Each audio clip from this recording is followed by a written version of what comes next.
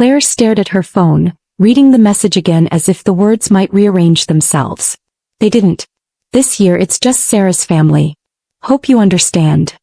November sunlight spilled through the tall windows of her Boston apartment, catching the edge of a crystal vase she had bought only last week. Outside, small sailboats dotted the harbor, their white sails glowing against the deep blue water. Everything around her, soft gray furniture, neat shelves, polished marble counters, spoke of success. Yet none of it filled the hollow ache in her chest. Her thumb hovered above the screen. Dozens of replies came to mind, sharp questions and quiet pleas. In the end she typed just one word: enjoy. She set the phone down gently and pressed her palms against the cool countertop. Her reflection on the shiny surface looked calm and controlled. Only the faint tremble in her hands told the truth. Just the day before, Claire had walked through a department store, carefully choosing gifts for the family she thought she'd see. She had picked out stockings with names stitched in gold for her nieces and nephews, a cashmere shawl for Grandma Ruth, a fine bottle of whiskey for Uncle Tom, even a carved cheeseboard for her parents, despite the strained ties. Only last week Grandma Ruth had called her, sounding warm and cheerful. "You're still coming for Thanksgiving, right, sweetheart? I can't wait to see you." Claire had smiled, stirring a pot of cranberry chutney on the stove. "Of course, Grandma. I wouldn't miss it." She had worked on the recipe for weeks, tart but sweet with just enough spice. She imagined it sitting proudly on the family table, but now that picture had crumbled before it could even exist. Her phone rang suddenly, making her jump. It was her cousin Mark. "Claire, did you hear?" he asked, his voice carrying disbelief and anger. "Hear what?" she said, though she already feared the answer. "It's not just you," Mark explained. "They cut out almost everyone. Only Sarah's side of the family was invited. 18 people, Claire. The rest of us? Ignored." Claire froze, her fingers tightening around the phone. "What? Why would they do that?" she asked, her voice shaking. Mark's reply was sharp. "Because Aunt Linda and Uncle Jim want Sarah's picture-perfect family at their picture-perfect table. The rest of us don't fit their story." Claire shut her eyes.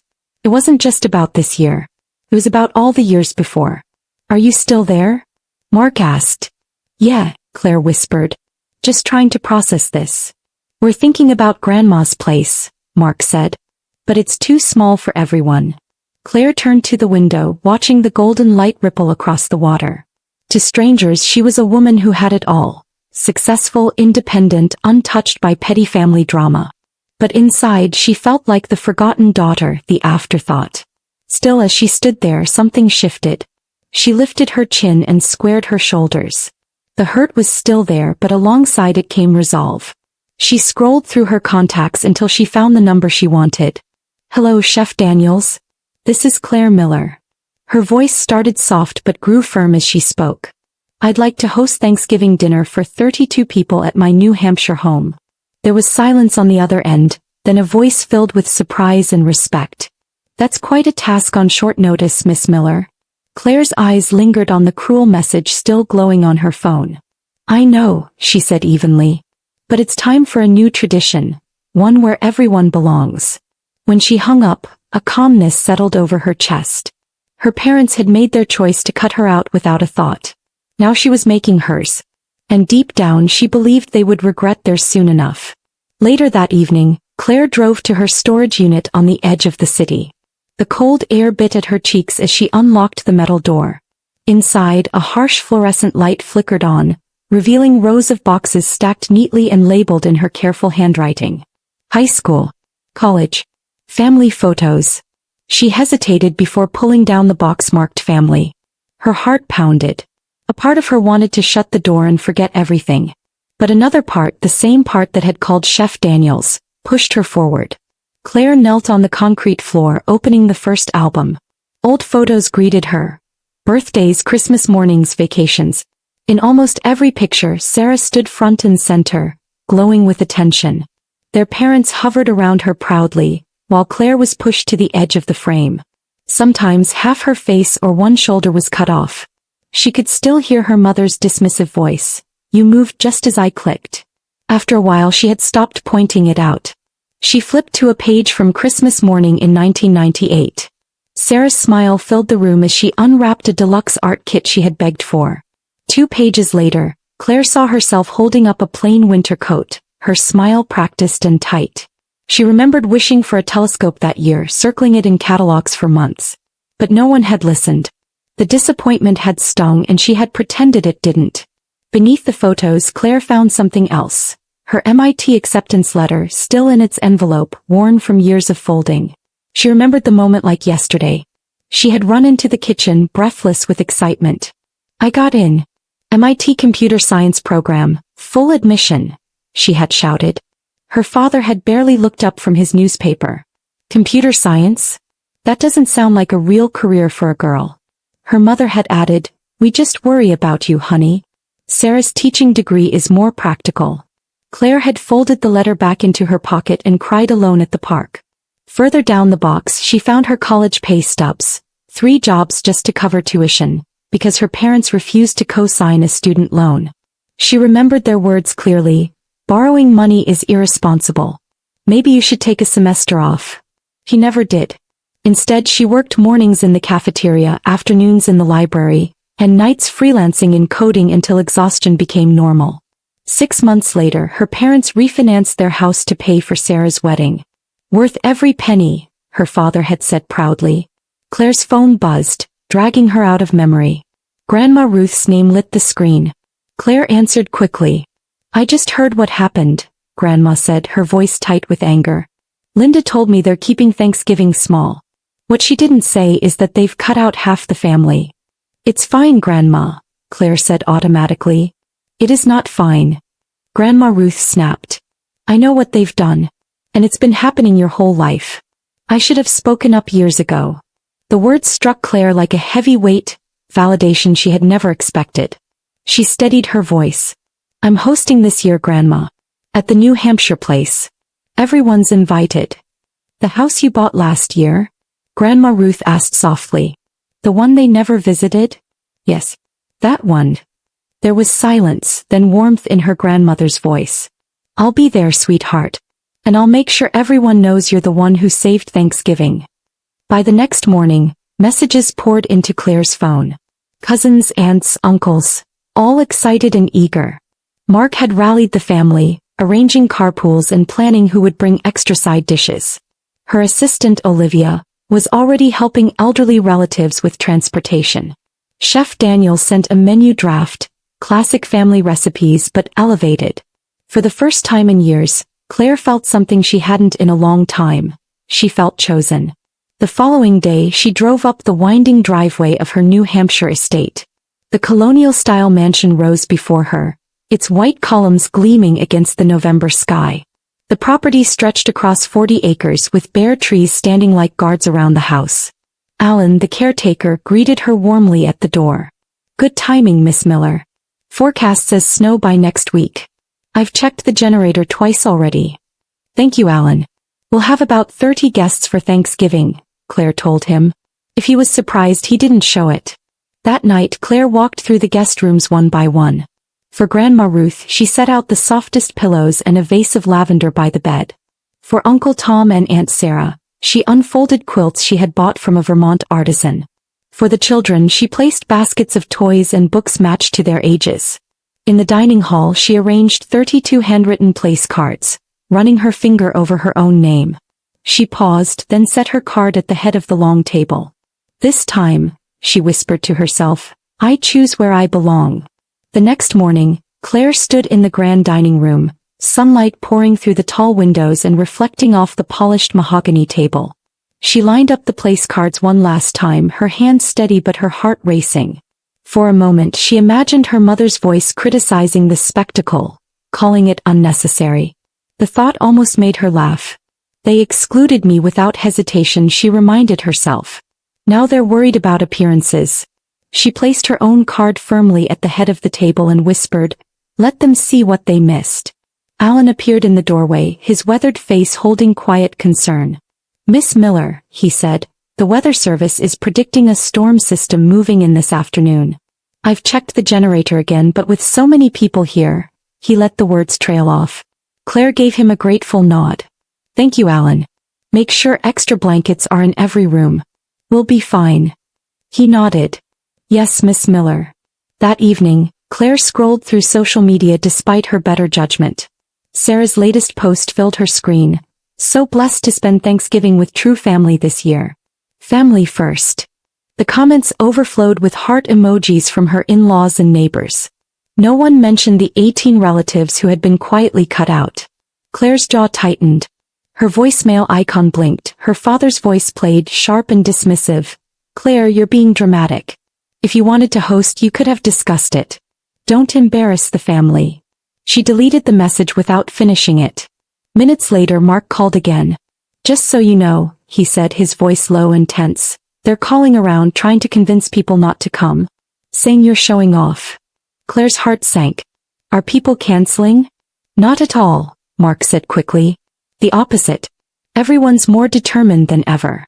Grandma told Aunt Linda to pound sand. Claire laughed out loud for the first time in days. Grandma actually said that? She did. Word for word, Mark replied, grinning through the phone. The day before Thanksgiving, the first snowflakes fell as cars began pulling into the long driveway. Cousin Rachel stepped out of a sedan with her children, their eyes wide at the sight of the grand estate. Is this a castle? Little Emma asked, tugging on Claire's hand. Just a very big house, Claire said gently, kneeling to the girl's level. More cars arrived and soon the house filled with laughter, chatter and the smell of food. Chef Daniels and his team moved like clockwork in the kitchen, preparing the feast. Grandma Ruth arrived last, her silver hair dusted with snow. She stepped into the entryway and handed her coat to Alan. Your mother thinks I'm home in bed with a headache, she said with a mischievous glint in her eyes. But I'd rather be here, with the people who know what family truly means. She cupped Claire's face in her soft hands. They've been doing this to you since you were a little girl. I should have spoken up sooner. Claire's throat tightened. Thank you, Grandma, she whispered. Soon the house was alive in a way it had never been before. Children raced through the halls, cousins unpacked homemade side dishes, uncles argued cheerfully about football. Claire walked through the dining room, breathing in the smell of rosemary and sage. For the first time, this estate felt like a home instead of an empty investment. She caught sight of Chef Daniels arranging the cranberry chutney beside the roasted turkey. Thank you for all this, she told him. He smiled. Creating joy through food is what I love most. This is what matters. By late afternoon, the snow had turned into a full blizzard. The windows rattled under the wind as everyone gathered at the table. 32 chairs, every one filled. Uncle Tom raised his glass to offer a toast when the lights suddenly flickered and went out. Darkness swallowed the room. Generator will kick in, Alan called out, but seconds stretched into minutes. No light, no heat. Instead of panic, something unexpected happened. A cousin began humming Amazing Grace. Another voice joined, then another. Soon the entire table sang softly in the candlelight as Mark passed out flashlights and candles. Grandma Ruth's trembling voice rose above the rest, strong despite her age. Claire looked around the glowing faces and felt something she had chased her whole life. True connection. It wasn't perfect. It wasn't polished. But it was real. 20 minutes later, the generator roared back to life, filling the house with light and warmth. But part of Claire wished it hadn't. In the flickering candlelight, surrounded by laughter and song, she had found what her parents' perfect table never gave her: belonging. Alan appeared at her side. Storm knocked out power across the county. Reports say your parents' neighborhood will be without electricity for hours. Just the 7 of them in that big house, he added. Claire's gaze swept the room, 32 people warm and fed. For the first time in years, she smiled without bitterness. The next morning, sunlight streamed through the eastern windows of Claire's estate. Snow glittered across the fields outside like diamonds. Inside, cousins lingered over coffee and pastries, children played by the fireplace, and the house hummed with life. Claire refilled Grandma Ruth's cup. Yesterday was perfect, Grandma whispered, her eyes sparkling. The best Thanksgiving in years. And it's because of you. Claire's phone buzzed with notifications. Photos and videos of the night before were already spreading online. Cousin Tyler had posted a shot of the dining table glowing with candles, writing, "The most beautiful Thanksgiving we've ever had." Another cousin shared a video of everyone singing during the blackout. The estate looked magical, Snow swirling outside, warmth glowing inside. Clare scrolled quietly, her heart both light and heavy. Rachel, one of her cousins, leaned over her shoulder. You know, you're barely in any of these pictures. Clare nodded with a soft smile. I don't need to be. The gathering speaks for itself. Just then her phone rang. Rachel's eyes widened. It's Sarah's husband. Clare answered calmly. Hello, David. Clare. His voice was strained. I just wanted to say, yesterday looked nice. It was, she said simply. He hesitated. I accidentally tagged your parents in a post last night. Melissa's upset. People are asking questions. Claire's lips curved. That tends to happen when the truth comes out. By noon her parents' phones were blowing up. Neighbors, church members, friends. Everyone was asking why they weren't at the larger family gathering. Someone had even posted a side-by-side photo. Claire's vibrant table of 32, against her parents' lonely table of 7. The difference was striking. Grandma Ruth chuckled. Your mother called me already furious. I told her it was the first time the family felt whole in years. That evening Clare finally answered one of her parents' calls. Her mother's voice came sharp and trembling. How could you do this to us? Throw some extravagant party just to humiliate us? Clare stayed calm. I only set another table because you told me I wasn't invited to yours. You know that's not, her mother started but stopped when Clare cut in. It's exactly what happened. Her father's voice joined in, stern but uneasy. Clare, this has gotten out of hand. Let's meet in person and discuss. Fine, Clare replied. But first let me clarify something. 2 months ago I mentioned selling my company. No one cared. No one even asked what happened. Silence filled the line. I sold CyberGuard for $420 million, she said evenly. Her father sucked in a breath, stunned. Clare ended the call before either could respond. 2 days later the doorbell rang. Clare opened it to find her parents standing there. Her mother clutched an old photo album to her chest. We were in the neighborhood, her father said too casually. Thought we'd stop by. Clare stepped aside. Come in. They sat stiffly on her white sofa, eyes darting at the tall windows and expensive art. Her mother opened the album on the coffee table. Remember this? Your 8th birthday. Clare glanced at the picture. Sarah blowing out candles, herself half cropped out at the edge. Her voice was steady. Yes. That was the year you forgot my cake. Grandma made cupcakes instead. Her mother's smile faltered.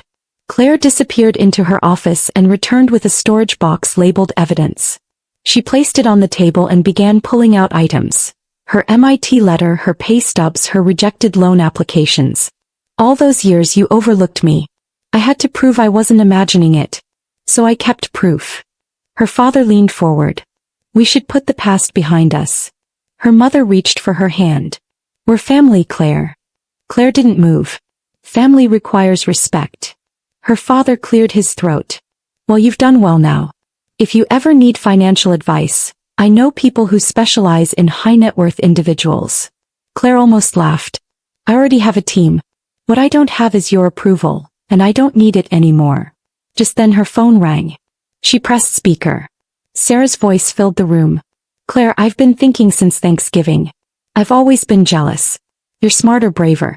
I was just the obedient daughter. They pitted us against each other. Her mother gasped. What are you saying? You know exactly what I'm saying, Sarah replied firmly. Clare got punished for being exceptional. I got praised for being compliant. A knock came at the door. Grandma Ruth entered, her presence calm but commanding. She looked straight at Clare's parents.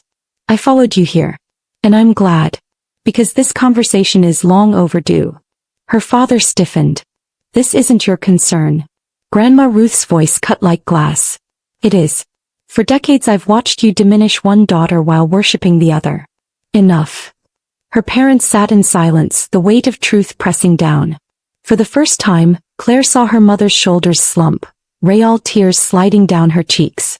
I didn't realize. I didn't see. Clare didn't rush to comfort her. That girl was gone.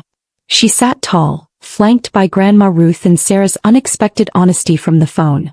Now you see. What you do next is your choice. A month later, snow covered the estate in a white blanket. Christmas lights twinkled along the roofline as cars pulled into the driveway. Her parents, Sarah's family, cousins, uncles, aunts. The dining room glowed beneath crystal chandeliers.